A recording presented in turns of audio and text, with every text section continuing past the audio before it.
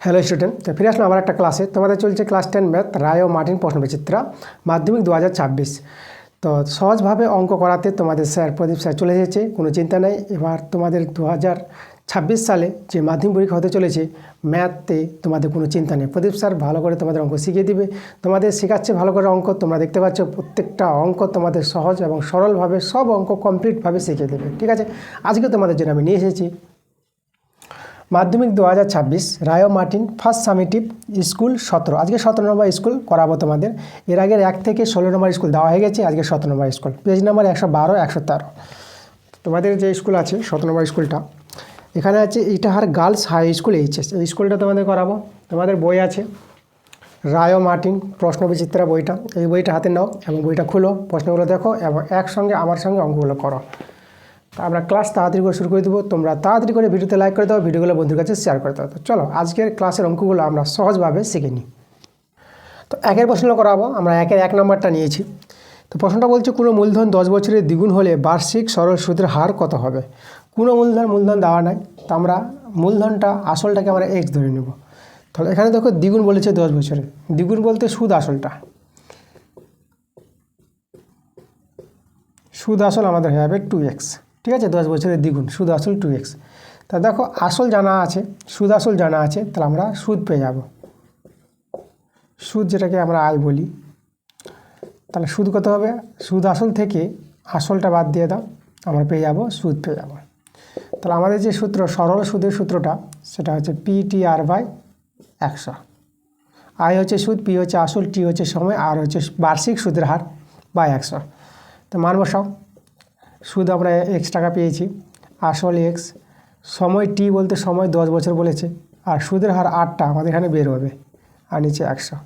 X কেটে দাও, 1, এখানে একটা শূন্য কেটে দাও। তো এখান থেকে দেখো তো আর এর মানটা কত পাচ্ছি? 10। তাহলে সুদের হারটা আমরা 10% পেয়ে গেলাম। দেখো 10% আছে বি নাম্বার অপশানে, আমাদের অ্যান্সার বি। দেখো 2 এর প্রশ্নটা আমাদের আছে একটি গ্রামের বর্তমান জনসংখ্যা পি দেওয়া আছে এবং প্রতি বছর জনসংখ্যা বৃদ্ধির হার 2% হলে n বছর পর জনসংখ্যা কত হবে। তা দেখো n বছর পর জনসংখ্যা হবে, তার সূত্রটা তোমাদের জানতে হবে। দেখো যেটা বর্তমান জনসংখ্যা আছে p/1 হয়ে যাবে। এখানে কি বলছে? বৃদ্ধি বলেছে, জনসংখ্যা বৃদ্ধির হার 2%। তাহলে 2r/100, বৃদ্ধি বললে প্লাস হয়, হ্রাস বললে মাইনাস। আর এখানে হচ্ছে আমাদের n বছর, তার সময়টা এখানে n। সমূল চক্রবৃদ্ধির একদম সূত্রের মতন সমাহার বৃদ্ধির অঙ্ক আছে এটা। সমূল চক্রবৃদ্ধি যেটা একদম সমাহার বৃদ্ধি সেই সূত্র, শুধু বৃদ্ধির জন্য প্লাস আর হ্রাসের জন্য মাইনাস হয়ে যায়। তাহলে আমাদের দেখো এখানে সরল করলে আমরা অ্যান্সারটা পেয়ে যাব। এখানে কাটাকাটি করে তো এটা 50 পেয়ে যাবে। তাহলে p/1 + r/50 আর whole to the power n। তো দেখো তো এই যে অপশানটা আমাদের কোথায় আছে, কত নম্বর অপশানে? এটা আমাদের বি নাম্বার অপশানটা মিলছে, তাহলে অ্যান্সারটা আমাদের বি নাম্বার। এবার 3 প্রশ্নটা দেখো আমাদের আছে x² = 16 হলে আমাদের বীজ এবং বীজদ্বয় বের করতে বলেছে। একটি বীজ বা দুটি বীজ কটা হবে? তো এখানে দেখো বি নাম্বার অপশানে আমরা দেখতে পাচ্ছি 16 আছে, আর সি নাম্বার অপশানে 0,16 আছে। এবার এই দুটো অ্যান্সার নিয়ে অনেকে কনফিউশন হতে পারে যে আমাদের কোনটা হবে। দ্বিঘাত সমীকরণ অনেকে যদি করতে চায়, বর্গমূল করে দেয়, তাহলে অনেকে বলবে যে 0,16 হতে পারে। কিন্তু দেখো 0 কিন্তু হবে না, এই P0 কিন্তু আমরা এক্সের মান পাবো না, কারণ দেখো এখানে হরে এক্স আছে। তাহলে হরে এক্স মানে কি? হরে তো শূন্য হয় না, এক্সের মান তাহলে শূন্য হবে না, এক্সটা হবে ≠0। তার জন্য দেখো এখানে আমরা এভাবে কাটাকাটি করে দেবো। তাহলে x ≠0 বলতে আমরা এক্স একটা কেটে গিয়ে এক্স পেয়ে যাবে। তাহলে এক্সের মানটা আমরা দেখো 16 পেয়ে যাবো। তাহলে আমাদের অ্যান্সারটা কিন্তু বি নাম্বার হবে, এক্সের মান শুধু 16 হবে, এক্সের মান 0 পাবো না যেহেতু হরে এক্স আছে বলে। ঠিক আছে, তাহলে আমাদের অ্যান্সার কিন্তু বি নাম্বার। 4 প্রশ্নটা বলছি a+b দেওয়া আছে √5 আর a-b আছে √3। তাহলে আমাদের a² + b² মানটা বের করতে বলেছে। তাহলে আমাদের একটা সূত্র আছে 2 × a² + b²। এই সূত্রটা আমরা প্রয়োগ করব। এই সূত্রটা আছে a+b তার হোল স্কয়ার প্লাস a-b তার হোল স্কয়ার, দুটি বর্গের সমষ্টি রূপে প্রকাশ যে সূত্রটা। তা আমরা মানগুলো বসিয়ে দেবো। a+b এর মান হচ্ছে √5 তার স্কয়ার প্লাস a-b হচ্ছে √3 তার স্কয়ার। √5 এর স্কয়ার যেন রুটটা উঠে যায়, তাহলে 5 হয়ে যাবে এটা। এখানে স্কয়ার যেন রুটটা উঠে যাবে 3 হয়ে যাবে। যোগ করে কত পাবো? 8। এখানে 2 আর এই 8-এ কাটাকাটি করতে পারবা 4, তাহলে এ স্কোয়ার প্লাস বি স্কোয়ারের মানটা আমরা পেয়ে গেলাম 4। তো দেখো তো 4 কত নম্বর অপশানে আছে? বি নাম্বারে আছে। তাহলে অপশানে আমাদের বি নাম্বার অ্যান্সার।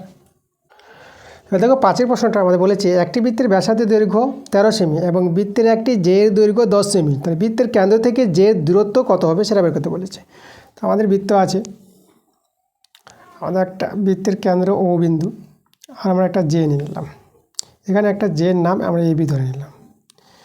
এবার দেখো বৃত্তের ব্যাসার্ধ, এই যে কেন্দ্র থেকে জের উপর দূরত্ব যেটা আমরা ওপি বললাম, এই ওপিটা আমাদের কিন্তু বের করতে বলেছে। এই ওপিটা কত হবে? আর ব্যাসার্ধ, বৃত্তের ব্যাসার্ধ বলে দিয়েছে 13 সেমি।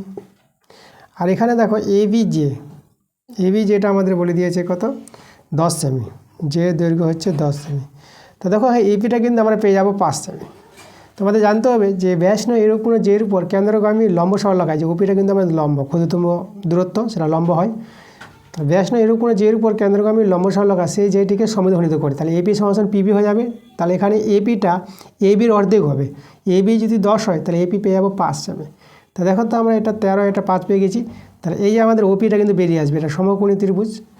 সমকোণী ত্রিভুজের ধর্ম আমরা জানি যে অতিভুজ ও এ, তাহলে অতিভুজ স্কোয়ার ও এ স্কোয়ার সমান সমান ভূমি স্কোয়ার মানে AP square plus OP square.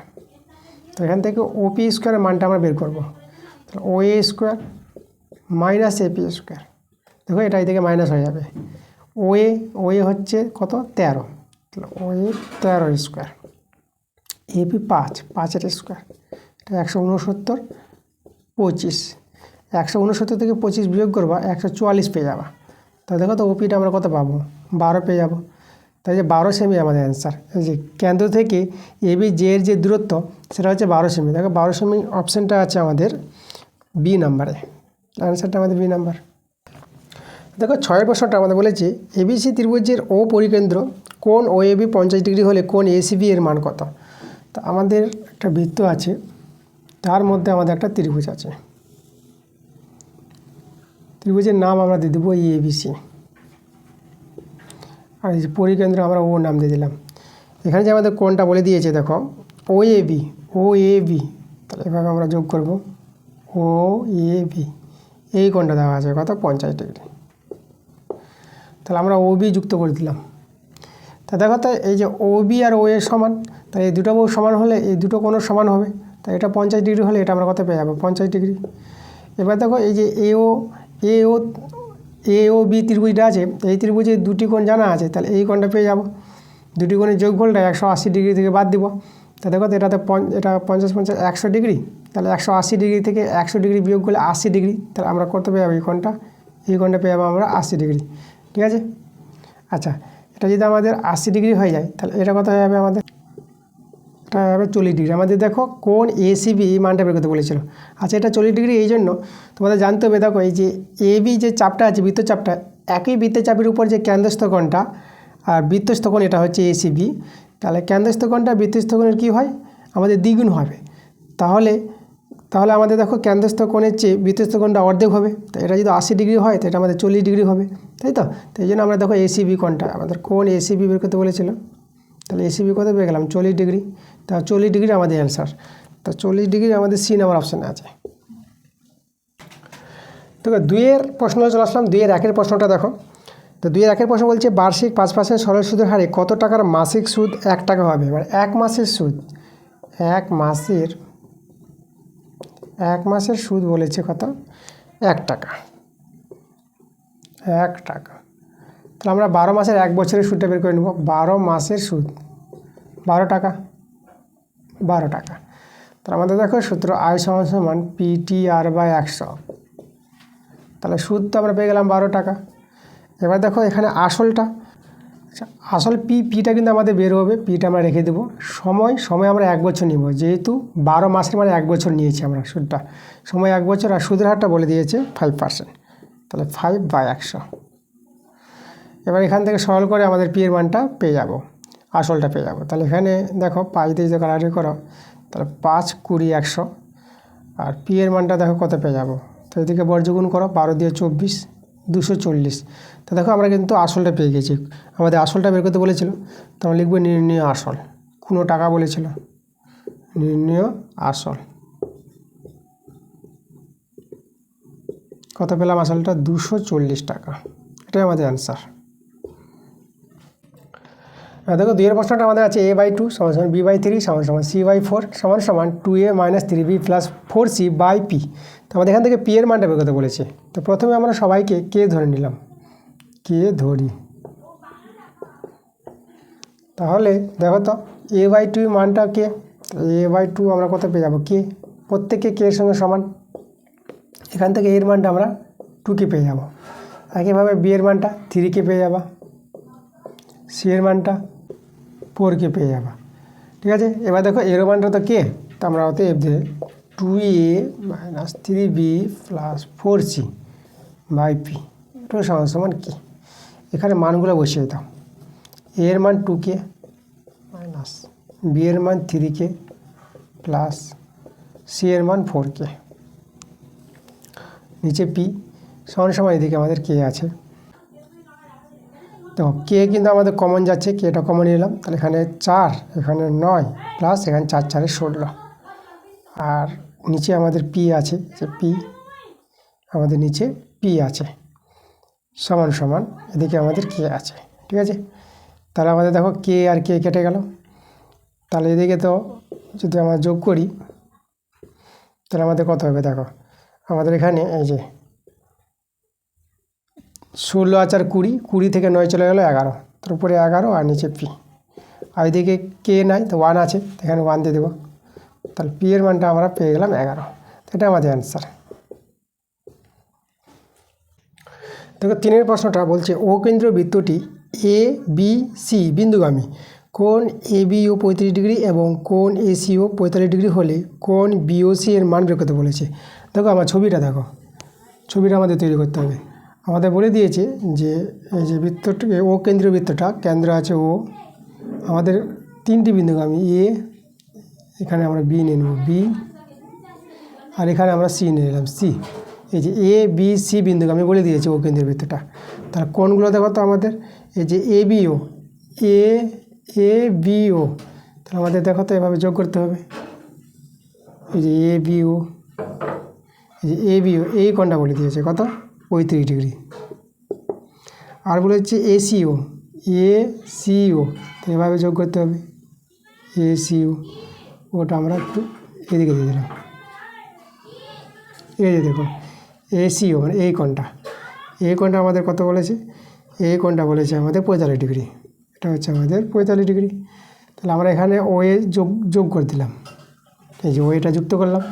তাহলে এই দুটো কোণ জানা আছে। তাহলে আমাদের মান বের করতে বলেছে বিওসি, এই কোণটা, এখানে ওর নাম দিলাম, এই কোণটা আমাদের বের করতে হবে বিওসি। তার জন্য দেখো আমরা এই যে ও এ, ও বি আর ও এ বাহু সমান, একই বৃত্তের ব্যাসার্ধ, তাহলে দুটো বাহু সমান হলে এই দুটো কোণও সমান হবে। তাহলে এটা 35 ডিগ্রি হলে এটা কত হবে 35 ডিগ্রি। একইভাবে দেখো এই বাহুটা সমান, তাহলে এই দুটো কোণও সমান, তাহলে এটা আমাদের 45 ডিগ্রি, তো এই কোণটা হয়ে যাবে আমাদের 45 ডিগ্রি। এখন এই দুটোকে যোগ করে আমরা এই পুরো কোণটা পেয়ে যাব বিএসিটা হবে দেখো 35 আর 45 যোগ করে পেয়ে যাব 80 ডিগ্রি।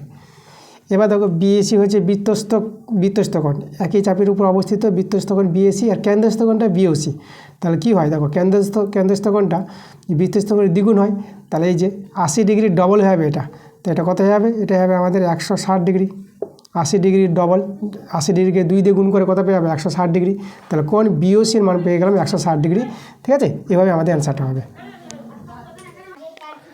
দেখো 4 প্রশ্নটা বলেছে এবিসিডির বৃত্তিত চতুর্ভুজের এবি বাহুকে এক্স বিন্দু পর্যন্ত বর্ধিত করা হলে এবং কোণ এক্স বিসি 82 ডিগ্রি এবং কোণ এডিবি 47 ডিগ্রি হলে কোণ বিএসির মান কত। চলো আমাদের ছবিটা আঁকি। তাহলে এই হচ্ছে আমাদের ও কেন্দ্রীয় বৃত্ত, এখানে আমাদের এবি বাহুকে দেখো, এবি বাহুকে আমাদের এক্স বিন্দু পর্যন্ত বাড়াতে বলেছে, এটা হচ্ছে এবি বাহু। দেখে আমরা একটা বাহু নিলাম, বৃত্তস্থ চতুর্ভুজটা আমরা তৈরি করে দিচ্ছি ABCD। এবার দেখো কোণগুলো বলেছে এক্স বিসি এই কোণটা 82 ডিগ্রি বলে দিয়েছে। দেখো এই কোণটা যে 82 ডিগ্রি হয় তাহলে এই কোণটা কিন্তু পেয়ে যাবো। দেখো কোনো বৃত্তস্থ চতুর্ভুজের বহিস্থ কোণটি অন্তস্থ বিপরীত কোণের সঙ্গে সমান হবে, তাহলে এই কোণটা কিন্তু সমান হয়ে যাবে, তো এটা আমাদের কত হবে 82 ডিগ্রি হয়ে যাবে। আচ্ছা, তারপরে দেখো তো আমাদের কোণ এডিবি, তাহলে এডিবি বলতে এই যে আমাদের এটা এভাবে যোগ করতে হচ্ছে, তাহলে এই কোণটা যে এডিবি এই কোণটা কত দেওয়া আছে 47 ডিগ্রি, 47 দেওয়া আছে। তাহলে কোন বিএসির মান দরকার, বিএসি, তাহলে এভাবে আমাদের যোগ করতে হবে। এই যে তাহলে বিএসি বলতে এই কোণটা আমাদের বের করতে হবে। দেখো এই কোণটা তো আমরা 82 ডিগ্রি পেয়ে গেছি, তাহলে আমরা দেখো তো এইদিকে 47 ডিগ্রি, তাহলে এই কোণটা কিন্তু পেয়ে যাবো। 82 ডিগ্রি থেকে 47 ডিগ্রি বাদ দাও, তাহলে 82 আছে এটা, তো এটা 82 ডিগ্রি থেকে আমরা 47 ডিগ্রি বাদ দেবো, তো কত হবে, এটা 7 কত 12, এটা 7, এটা হবে আমাদের 5 দিলে, আর এটা হবে 7, এটা 3, 35 ডিগ্রি। তা দেখো এই কোণটা আমরা 35 ডিগ্রি পেয়ে যাবো। তো এবার দেখো একই বৃত্তাংশস্থ সকল কোণের মান সমান হয়, একই বৃত্তাংশস্থ কোণ আছে এই কোণটা আর এই কোণটা, তাহলে এটা 35 ডিগ্রি হলে এটা কত হবে, এটা আমাদের 35 ডিগ্রি হবে। আমাদের যে বিএসির মানটা বের করতে বলেছিল, কোণ বিএসি এর মানটা পেয়ে গেলাম কত, 35 ডিগ্রি। ঠিক আছে, তাহলে এটাই আমাদের অ্যান্সার। দেখো 5 প্রশ্নটা আমাদের বলেছে একটি ঘনকের প্রত্যেকটি ধারের দৈর্ঘ্য 50% বৃদ্ধি পেলে ঘনকটির সমগ্র তলের ক্ষেত্রফল শতকরা কত বৃদ্ধি পাবে। তো এখানে দেখো প্রথমে ঘনকটির আমরা যে ধারের দৈর্ঘ্য এ ধরে নিই, এটা যে ঘনকের ধারের দৈর্ঘ্য, তাহলে সমগ্র তল বলেছে, তাহলে সমগ্র তলের ক্ষেত্রফলের সূত্র হচ্ছে 6a²। এবার দেখো 50% বৃদ্ধি করলে 50% যদি বাড়াই, তাহলে ঘনকের ধারের দৈর্ঘ্য কত বাড়বে, এই যে 50%, তাহলে 50/100, এটা আমাদের দেখো, তাহলে এটা আমাদের যোগ করে a/2 আর প্লাস এ, তাহলে এখানে 3a/2 হয়ে যাবে। তো এটা হয়ে যাবে আমাদের ঘনকের ধারের দৈর্ঘ্য 50% বৃদ্ধিতে। তাহলে এই ক্ষেত্রে আমাদের দেখো সমগ্র তলের ক্ষেত্রফলটা হবে 6 ইন্টু তার স্কোয়ার, এটা 6 ইন্টু এটা 9a²/4, এটা কাটাকাটি করে 2 দিয়ে, তাহলে আমরা পেয়ে যাবো 27/2a²। তাহলে এটা আমাদের দেখো ধারের দৈর্ঘ্য বৃদ্ধি পেয়ে আমাদের সমগ্র তলের ক্ষেত্রফলটা এটা হয়ে যাবে। তাহলে ক্ষেত্রফল কতটা বৃদ্ধি পাবে সেটা আমরা বের করবো, তো আমরা লিখব ক্ষেত্রফল বৃদ্ধি পায়, ক্ষেত্রফল বৃদ্ধি পায়। এই যে দেখো এটা বেড়েছে 27/2a², আগে ছিল 6a², তাহলে কতটা বেড়েছে দেখো, এটা 12 হয়ে যাবে, আর 27 থেকে 12 বাদ দিয়ে দাও, এই যে দেখো 27a², এদিকে 12a², নিচে হলো আমাদের 2, তাহলে এটা আমাদের হয়ে যাবে 5a², আর এটা আমাদের 15/2, ঠিক আছে, 15/2a², এতটা আমাদের বৃদ্ধি পাবে। এবার শতকরা কতটা বৃদ্ধি পাবে, তাহলে লিখব শতকরা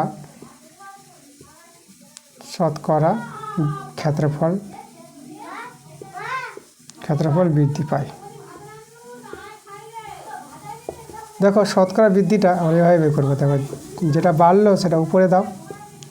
এবার দেখো কত থেকে বেড়েছে, আগেরটা এটা ছিল 6a², এখান থেকে বেড়েছে, আর 100 দিয়ে গুণ করে দাও, তাহলে এইভাবে আমরা শতকরা বৃদ্ধিটা পেয়ে যাব। তাহলে দেখো আমরা সরল করে নেব, a² কেটে দাও, তাহলে এখানে দেখো এই যে 15/2 থেকে গেল, আর নিচে 1/6 হয়ে যাবে, 6টা উল্টে 1/6, আর এখানে আমাদের 100 আছে। এবার কাটাকাটি করো, 3 দিয়ে করছি, 3 দিয়ে 6, 3 5 15, এবার এই যে 4 হয়ে গেল, 4 25 আমাদের 100, তাহলে আমাদের দেখো তো এদিকে 25 আর 5 কত হবে, 125%। তাহলে শতকরার বৃদ্ধিটা হবে ক্ষেত্রফল, সমগ্র তলের ক্ষেত্রফল ঘনকের 125%, এটা আমাদের অ্যান্সার।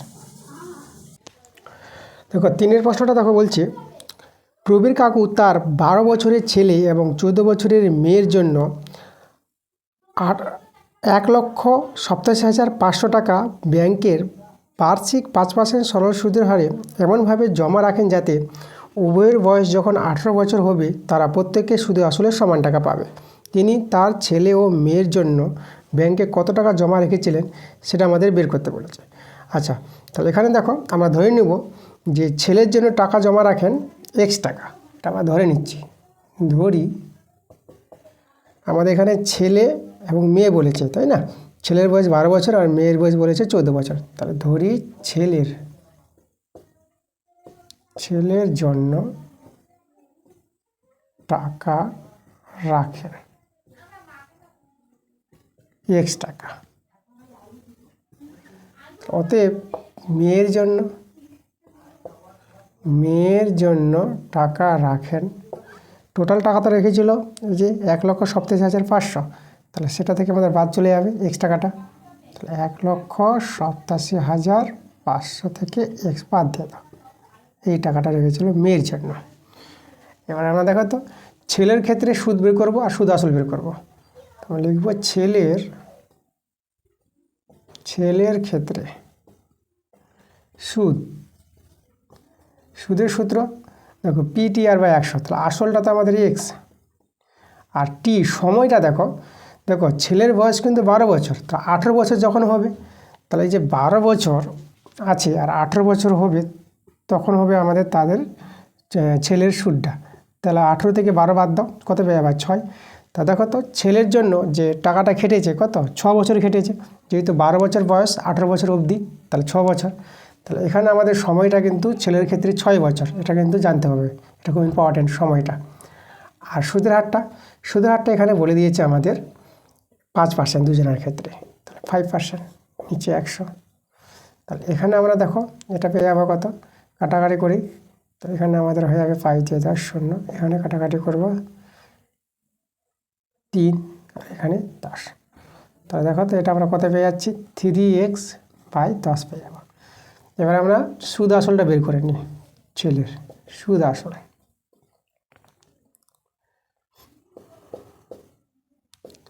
সুদ আসলটা হবে দেখো, এই যে সুদ হচ্ছে 3x/10, আসলটা হচ্ছে x, এটা যোগ করে সুদ আসল। তাহলে এখানে দেখো 13x/10 পেয়ে যাবো, এটা হচ্ছে ছেলের সুদ আসল টাকাটা। এবার আমরা মেয়ের বের করব। তাহলে মেয়ের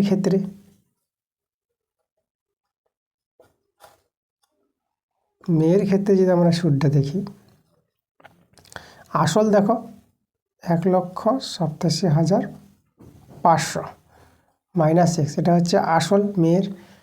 আর সময় দেখো, মেয়ের বয়স ছিল 14 বছর, তাহলে দেখো 14 বছর যদি আমরা 14 বছর 18 বছর থেকে বিয়োগ দিই, কত হবে? 4 বছর। 14 বছর থেকে 18 বছর 4 বছর, তাহলে মেয়ের ক্ষেত্রে সময়টা কিন্তু 4 বছর। সুদের হার তো 5%, আর নিচে আমাদের 100, এখানে আমরা 20, তা 10, এখানে আমাদের 2। ওকে, আবার করে দেবো, 2×5 = 10। আচ্ছা, তাহলে আমরা দেখো আমরা সুদ পেয়ে গেলাম কত? আচ্ছা, সুদ আসলটা যদি আমরা করে নিই, তাহলে আমরা লিখব সুদ আসল। এটা হচ্ছে মেয়ের ক্ষেত্রে। সুদ আসলটা হবে, দেখো সুদটা হচ্ছে আমাদের এই যে 1,87,500 মাইনাস x, আর এখানে তো উপরে কিছু নাই, নিচে কিন্তু আমাদের 5 থেকে গেল, প্লাস হবে যে এটা 1,87,500 মাইনাস x, তাই তো? এটা আমাদের আসলটা যোগ হবে, সুদ আর আসল। আচ্ছা, এটা আমরা কমন নিয়ে নেব আসলটা।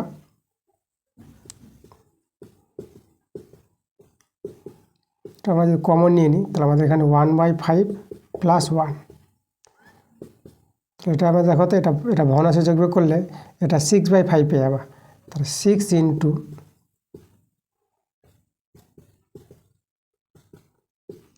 আর নিচে আমাদের 5। ঠিক আছে, মেয়ের ক্ষেত্রে এটা হচ্ছে আমাদের সুদ আসল, আর ছেলের ক্ষেত্রে সুদ আসলটা এই যে পেয়েছে। এই দুটো মান তো সমান আমাদের বলে দিয়েছে, তাই না? 18 বছর যখন হবে দুজনেরই সুদ আসলটা সমান হয়ে যাবে। তারপর আমরা লিখে দেবো 13x/10, এটা সমান হবে যে 6 ×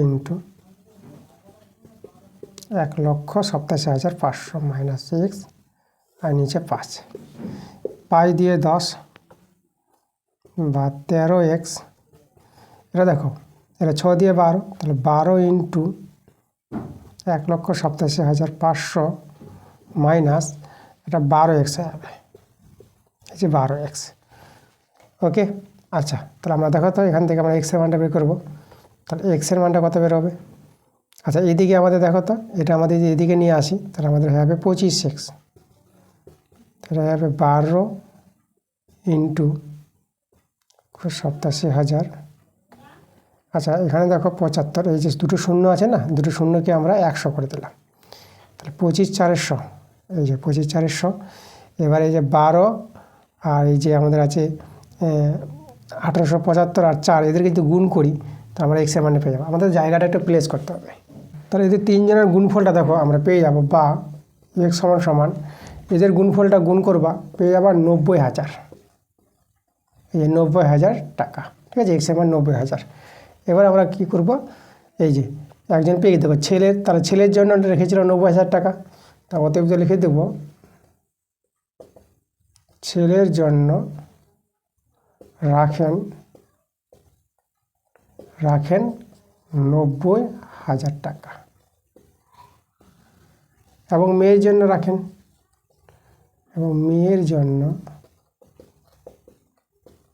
1,87,500 মাইনাস যে 90,000টা বিয়োগ দিয়ে দিতে হবে।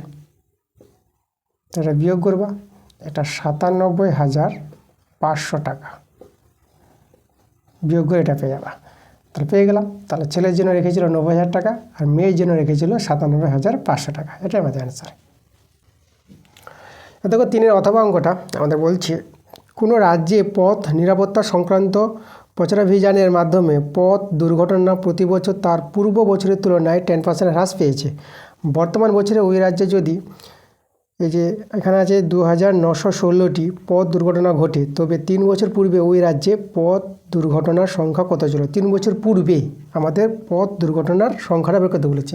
তো আমাদের ধরে নিতে হবে, ধরি 3 বছর পূর্বে বলতে আগে, পূর্বে ঠিক আছে দুর্ঘটনার সংখ্যা ছিল,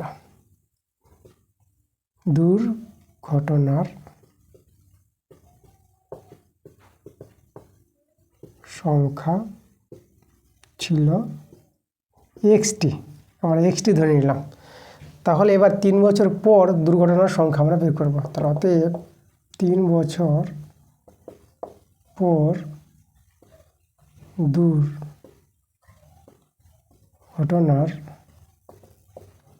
সংখ্যা হবে, ঠিক আছে।